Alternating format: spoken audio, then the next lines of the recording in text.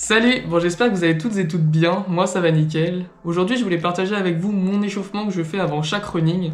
Donc c'est un échauffement de 5 minutes qui va du coup vous permettre de réduire vos risques de blessures et aussi d'améliorer la qualité de votre running et vos performances.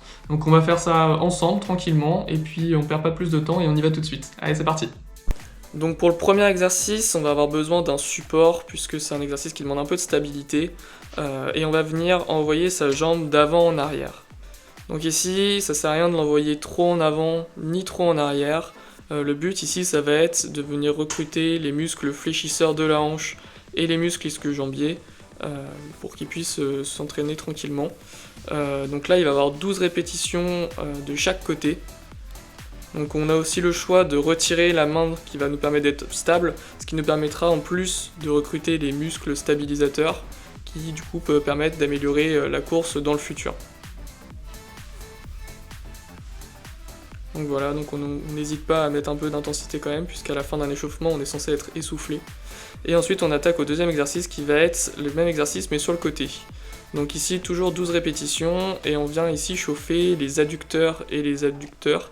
Donc du coup, muscle qui est assez important pour ceux qui ont des douleurs, surtout sur l'extérieur des genoux, comme moi, et qui m'a permis de les guérir assez rapidement. Donc comme on voit ici, j'ai lâché ma main de support, et on peut voir que c'est beaucoup plus compliqué, mais les muscles stabilisateurs sont recrutés, et ce qui permet plus tard, et avec l'habitude, d'avoir une meilleure course et plus d'équilibre pendant qu'on court.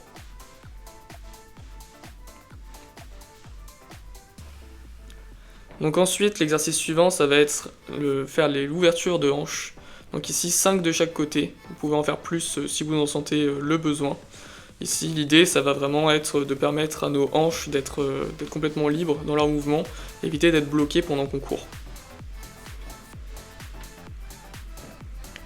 Pour le prochain exercice, donc là je vais mettre un zoom sur les pieds, donc on va vouloir monter sur la pointe des pieds et ensuite atterrir sur les talons en levant la pointe des pieds. C'est un exercice qui est sûrement le plus important de toute cette routine d'échauffement. Et c'est ce qui va permettre à la fois d'échauffer les mollets, et aussi d'échauffer tout ce qui va être tibial antérieur, et c'était cet exercice-là qui m'a permis en grande partie de guérir mes périostites. On enchaîne ensuite sur quelques squats pour échauffer les genoux, les fesses et même tous les muscles du bas du corps, puisque c'est un exercice qui est vraiment incroyable. Et ensuite, pour ajouter un peu de stabilité dans cet exercice, on va venir le faire sur la pointe des pieds. Donc ici, pas besoin de faire beaucoup de répétitions, juste 5-6 répétitions, ça suffit largement à échauffer toute la zone. Et pour finir, on va venir étirer un tout petit peu tout ce qui va être les ischios. Donc là, étirement dynamique, on vient tendre la jambe que l'on étire et plier l'autre jambe en ramenant nos bras comme si on voulait caresser le sol. Donc là, on a 10 répétitions de cet exercice-là. Et pour finir, ça on peut le faire directement sur course ou à la maison si vous avez la place. Donc 3 gammes, donc premièrement 20 talons-fesses, donc environ 30 secondes de talons-fesses. Pareil pour les montées de genoux, donc ici vraiment super important pour activer toute la zone. Et on va finir par une petite gamme, donc du coup jeter avant jambes tendues. Donc c'est un peu particulier comme exercice, c'est un peu plus simple de le faire en avançant. Mais c'est un exercice qui est vraiment super pour l'échauffement. Pour finir, si vous avez des petites tensions au niveau des épaules, n'hésitez pas à faire des ronds d'épaules. C'est assez complémentaire au reste, puisque pour ceux qui sont surtout débutants, on se tend assez vite dans cette zone. Et puis ça va être la même chose pour tout ce qui va être les muscles autour du cou. Et puis on a fini avec cet échauffement.